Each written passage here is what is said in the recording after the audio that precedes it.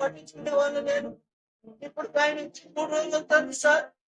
కనీసం తిన్నావా సచ్చినావా అని కూడా చేయడం లేదు.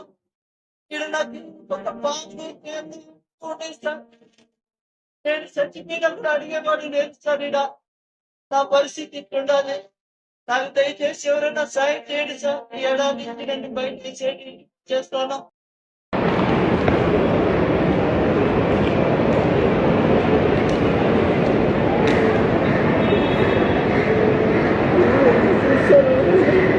తీసుకో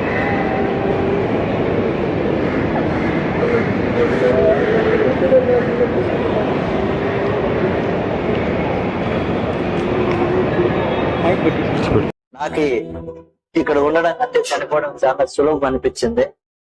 నా వల్ల కాక ఈ వీడియో ఒకటి నేను పోస్ట్ చేశాను.